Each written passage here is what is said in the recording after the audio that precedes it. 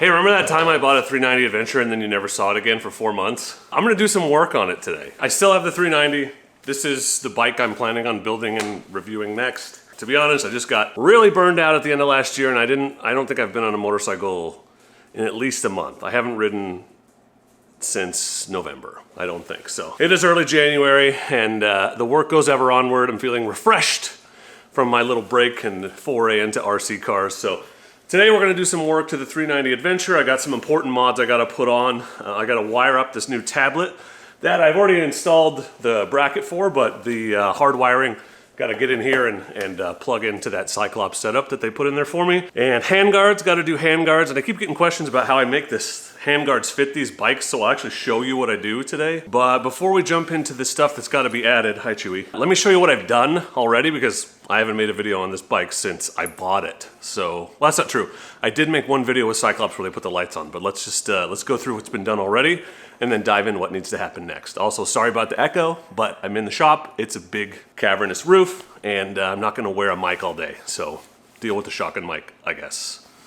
Apologies. Very first thing I did to this bike was the Motion Factory Racing foot pegs that they sent me. This is a great company out of Bend. What's great about these is they move a little, like you can see they flex, but not as much as pivot pegs.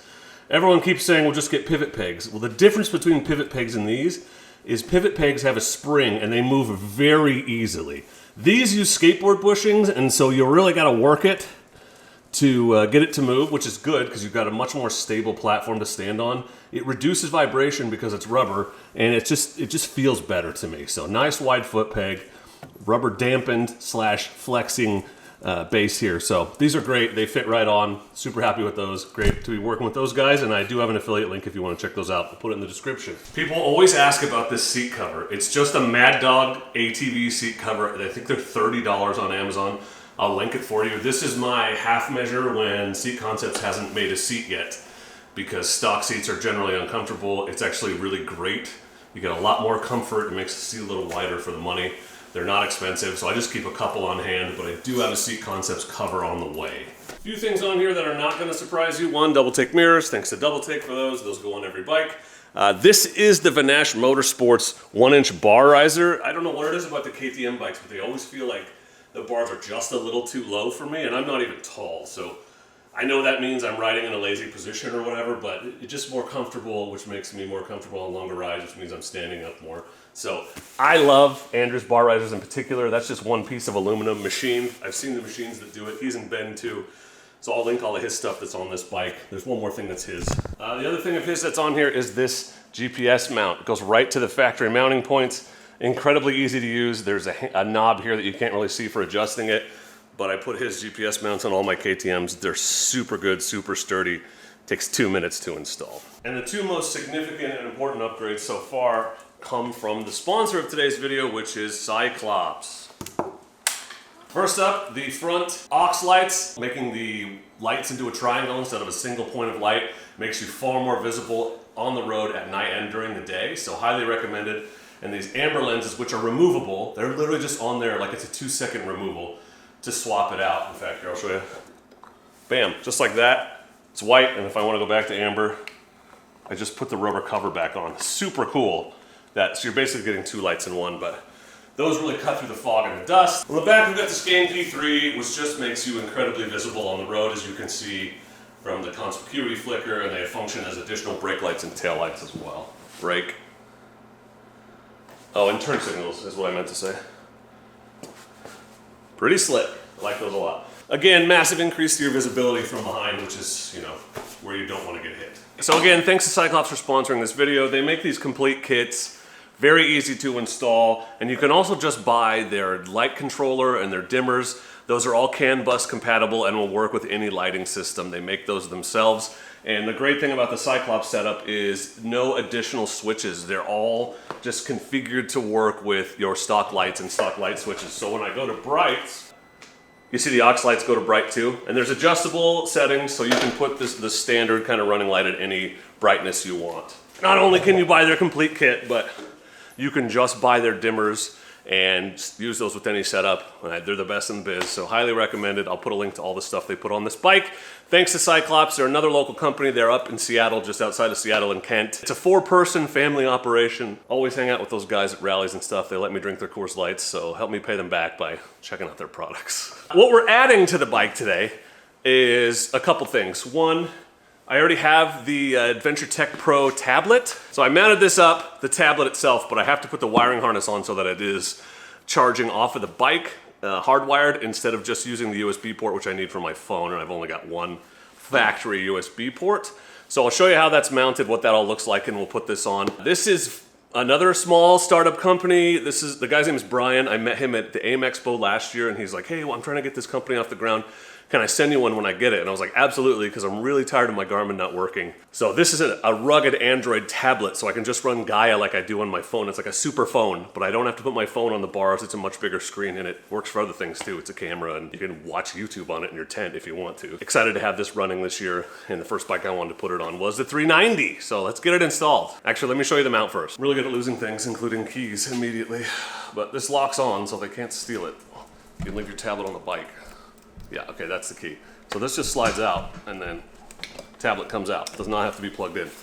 This is his mount, so it comes in a kit, but that is all machined aluminum, all sturdy, not going anywhere. Fits perfectly here on the 390. But I need to run some wiring up through and to plug this into the 12-volt system on the bike.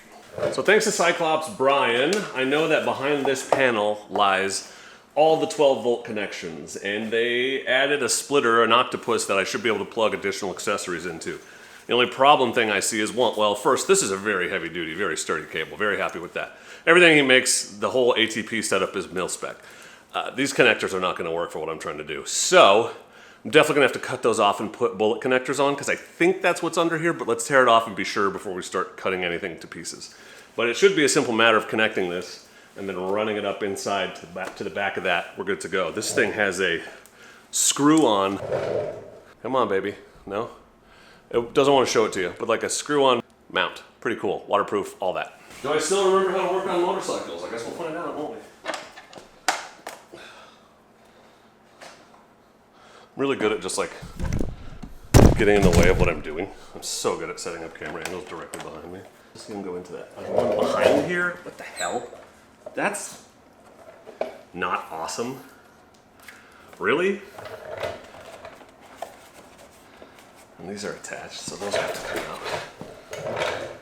Okay. We're really hoping I don't have to take this headlight off. I don't remember if I need to or not. I might have to run the cable behind it. Yeah,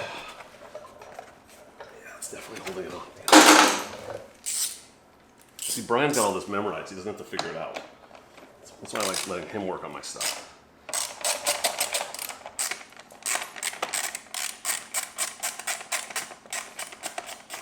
I would describe the number of bolts I had to remove as excessive. I would go so far as to say excessive. Look at Brian, left me a little surprise in there. That is not a coincidence. Well played, Brian. Well played. So the Cyclops wiring harness is great because they just plug into the existing harness and they give you all these extra connections. So while the lights have taken up one connection there, I have a ton of connections for other accessories still under here. There's a positive and a negative for each. There's 2 accessory ports with multiples now, but I'm pretty sure this is already switched power, which means I don't need the switch power lead on the charger. And these are flat blade connectors, which I already have. These fit well, so I'm thinking I'll just attach those to the wires. But first I'm going to just shove the leads in there as they are, just to make sure this works the way I think it does before I start cutting wires off of things. I'm just going to take this red and shove this red in there because it'll fit temporarily. Yep, and this black, and shove this black. I do. There's the blade connector. Okay, I freaked myself out for a second into that. Now that's not a permanent connection, but it's enough to test it. Let's turn the key on, see what happens. Probably should turn the tablet on first, I guess. I don't even know if it's charged at all. Yeah, hold on. I might be done. Hey Ben, how you doing? Good, how are you, man? I have an electrical wiring question for you. Yeah. I'm also filming your video right now, so it seemed really appropriate to call you. I have a switched power source for a tablet. So it has 3 wires, there's a yellow, and I'm trying to plug it into your wiring harness for the extra one you added when you put the lights in, but I've only got red and black. So you're going to have two different pigtails in there. One's going to say ACC1, and the other is going to say ACC2. ACC1 is going to be just like running stuff back to the battery. So if you've got 3 wires, I'm thinking verify it, but if that's switch power, then you can plug that into the red on the ACC2.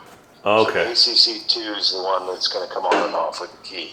Okay, so I didn't know those 2 were different. That's good to know because I was trying to make it work on ACC2 by itself. You might want to run just the red and the black to the ACC1 side, just the way they have it designed. Okay. And then run the yellow one to the ACC2. Cool. Would you say this is an example of the kind of service people could expect if they had trouble and needed to call you? Oh, 100%. Yeah, so you don't... I just got off the phone with a guy with a similar thing. Yeah, you don't just do this for me. No. Yep. That happens all day long, every day. Well, thanks for sponsoring this video and for answering my call. That worked out really well.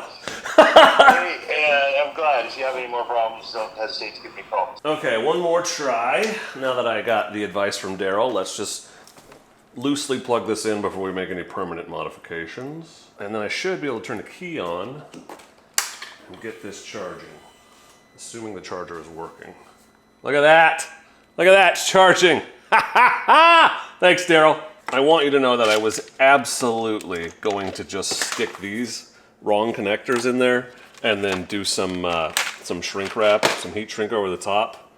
But somebody in the comments will lose their mind, so I'm gonna snip these off and put actual flat blade connectors on. Just for you, crazy upset commenter. I got you, don't lose your mind. Just hate adding more complexity, but it's actually removing it, I guess.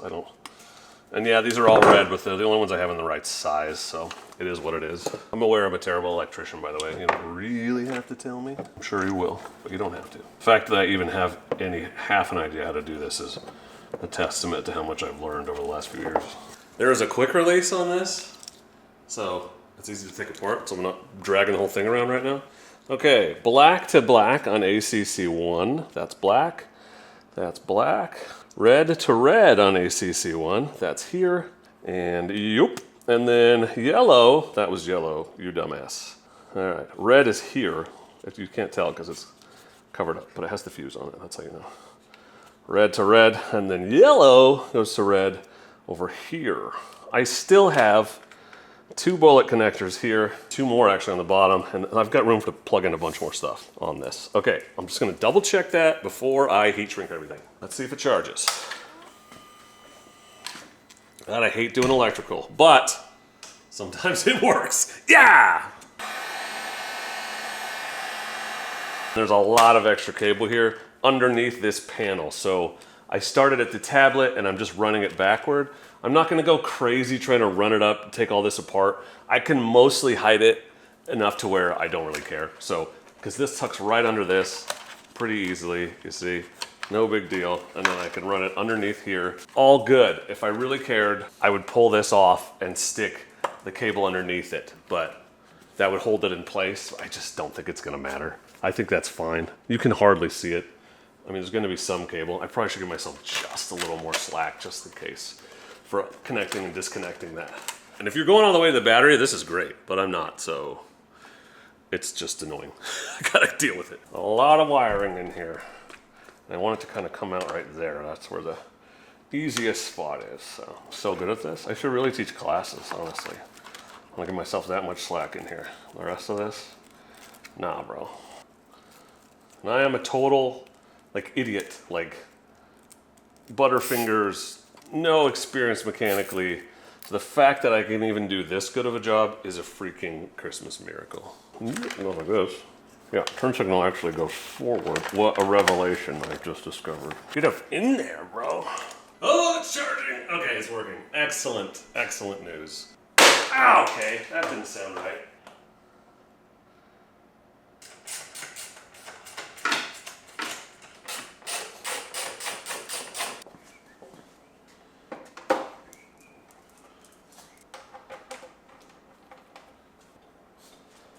Next order of business is handguards, because plastic handguards are stupid and useless. 90% of the time I go with these Tusk D-Flex Pros. The plastic is almost exactly the same color. You see that? Looks really good on here. This is what I had on the 390 Enduro, so I know they fit. I always get questions though about, I saw you had those on such and such bike, but they don't fit when I try to put them on. These generic ones, the ones that one size fits all, actually fit nothing. They always have to be modified. I'll show you how I do that.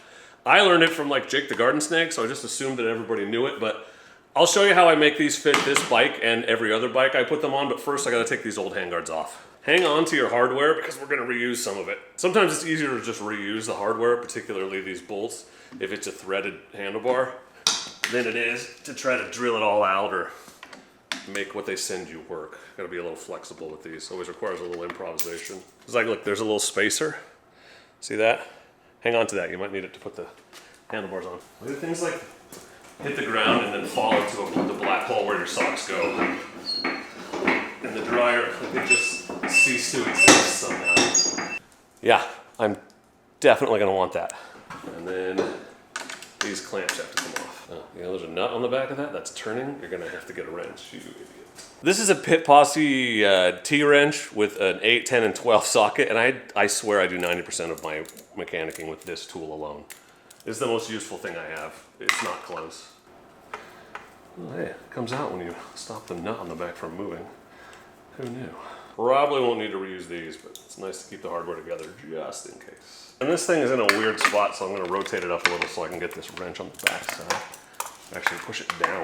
There we go. And that's off. Garbage uselessness removed. A couple of things to know.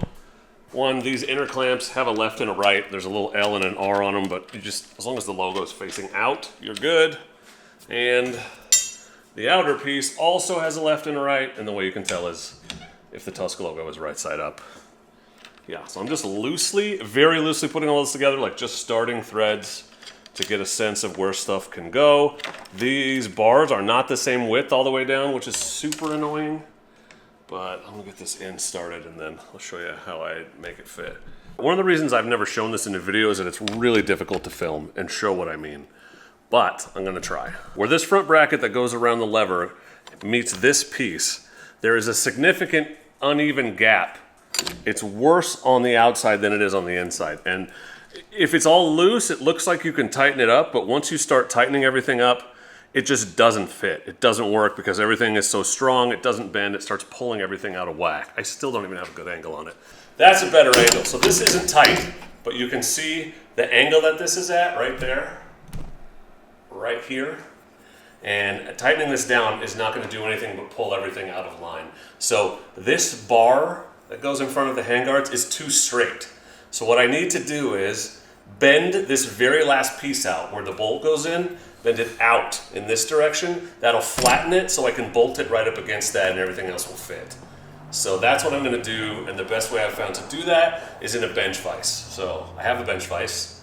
Let's bench vise this baby up. I always put like a cloth, like it's gonna matter. It gets all marred up anyway, but it just seems like best practices. But I've got this secured in here. Come on, let me show you. Basically like the top of it, like right there at the top of where the hole goes through. And there's a couple reasons for that. One, I need that whole thing just in case, because I need the adjustability of it. And two, it's easier to bend there because there's less material, because these things are sturdy as hell. I need that to be flattened out. So I need to push this bar in, and it'll be the opposite on the other side.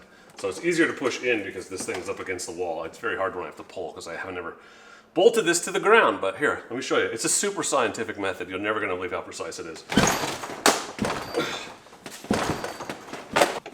Let's see. See that bend? That's what you need. Let's see if it fits. Is that even showing up? It's bent out now instead of just being straight here. I got it way lower down than I normally do. Huh, that's weird. Let's see if it works. The rag does not help. Now watch this.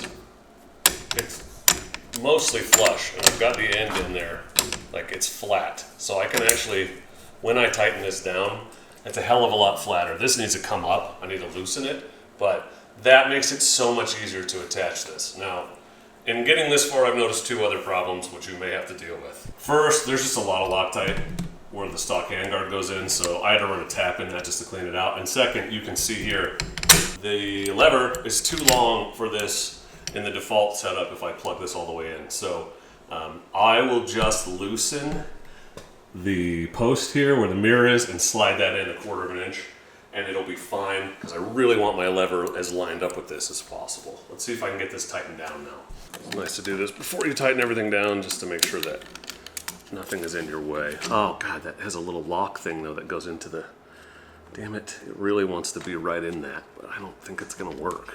All right, I'm gonna try to tighten it down and we'll play with it. It's a lot smoother now that I cleaned the crap out of there. Oh, man, clean it up, you crap. Groundskeeper Willie. That's where it needs to be. And I reuse the spacer so that my throttle will move freely without touching anything. The problem with having that so close is if it gets bent, it's really not going to work. So I feel like I need it a little farther out like that. I can always cut this ball off or get a better lever, shorter lever. And if I do, then I can move that back out so it's locked into the thing. But looks good there. I actually could have bent that just a little more, but I think this is going to work. I don't like that I'm not able to use that notch, but hell, it's the first bike I've ever had that had one of those, so it'll probably live. If this moves at all, I can put electrical tape under it. Hey, also put Loctite. I'm probably going to pull these all out and put Loctite on them now. Cool. Worth noting that for this bike, I did not use these. They're still in the package. That is the stock bolt, and this is the stock spacer. And I put it with the skinnier side in so that it doesn't rub on the throttle, which I would show you the free play if it wasn't being held down by a strap that's holding the bike up right now. But just so you know, if you're wondering about this bike specifically, and yeah, it's kind of a weak point right here because it's just one M8 bolt, but that's all that was holding it on before. And honestly, I like to have a failure point that I can predict and carry spares for than just wondering what's going to break. So hopefully it doesn't break, but if it does, I can just put another M8 bolt in there. Now that looks way better and is way sturdier. So this is the kind of thing that should just come on a bike stock, but when it doesn't, I always go with the Tusk D Sport Pros, and I'll put a link in the description. They look really good. They don't look like crappy generic ones. They fit quite well when you make the necessary adjustments. All right, well that's the first video in the 390 build series. Pretty sure there's a package coming from Outback, so I'm excited for that. We'll try to film putting that stuff on, but nice to have that GPS wired up. I will put a link to that GPS tablet in the description, as well as the foot pegs. Oh, I've also got the Tusk skid plate. And theirs are great because it's the quiet glide, so it's got a polymer layer, so it just slides over things, which is awesome. But good to have that, the Tusk skid plate. I got the handguards, obviously, the Vanash bar riser, and the GPS mount. All of this will be linked, and most importantly for this video, the Cyclops stuff. I have the Skane P3 on the back, and I'm going to be upgrading to their Tough Lights, which are the toughest, coolest looking turn signals you can get. So thanks to Cyclops for sponsoring this video on the channel. Thanks to Darryl for helping me out when I had to call him to get that all wired up. But it's all working good. Links to everything in the description. I appreciate you. Thank you for watching. And please do not forget to be excellent. Oh, wait. Also, don't forget to subscribe if you want to see what else I do to this 390, because there's more stuff coming. But also, don't forget, for the third time, to be excellent to each other. Thank you.